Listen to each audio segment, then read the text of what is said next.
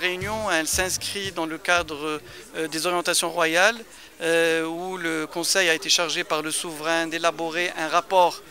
sur la valeur globale donc, du pays et de proposer des orientations et des mesures qui permettraient aux politiques publiques d'intégrer le capital immatériel et le transformer en capital matériel pour le bien-être donc, des citoyens. Et donc à cette occasion, nous allons étudier donc, le mode opératoire et la méthodologie de travail avec laquelle nous allons donc mener cette étude en collaboration avec Banque El Maghreb et les autres institutions donc nationales et internationales. De l'autre côté, nous allons également donner l'avis portant sur le projet de loi sur les établissements bancaires et assimilés. Et en fait, ce projet de loi a une caractéristique spécifique, c'est que c'est vraiment un projet de loi maroco-marocain, dans la mesure où il a conféré au Conseil supérieur des oulémas l'exclusivité concernant donc, les avis de conformité des produits participatifs. Il permet aussi de tenir compte en fait, des besoins de renforcer la solidité et la résilience du secteur financier marocain en développant les mécanismes macro-prudentiels, et il permet également de tenir compte aussi des évolutions de Bâle III et également donc, des risques systémiques liés à la présence des banques nationales en dehors du territoire et plus particulièrement en Afrique.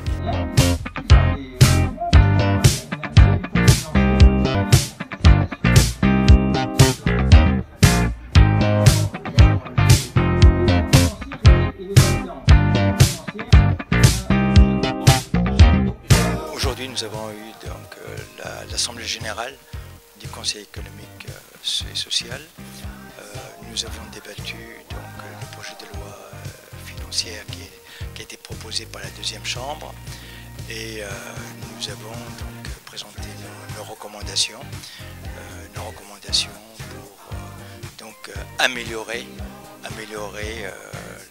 le projet de loi et également mettre en place des systèmes d'organisation permettant de protéger le consommateur et permettant également aux produits de la finance alternative de pouvoir, disons, s'implanter au Maroc et apporter une plus-value,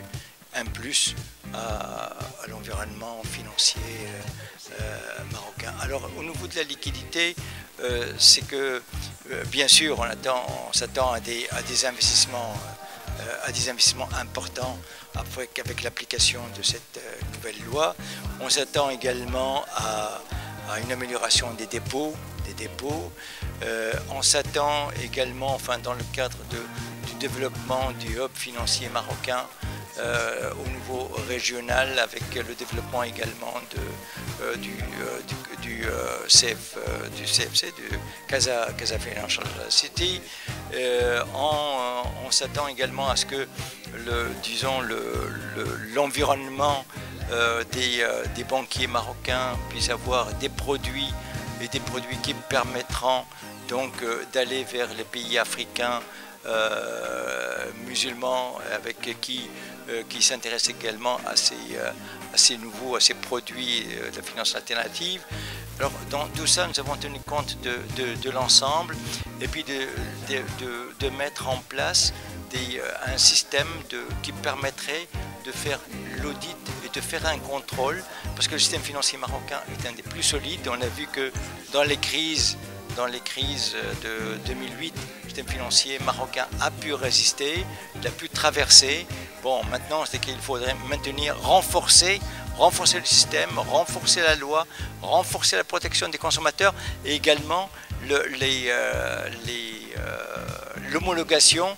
des nouvelles banques qui viennent et qui doivent respecter les normes intérieures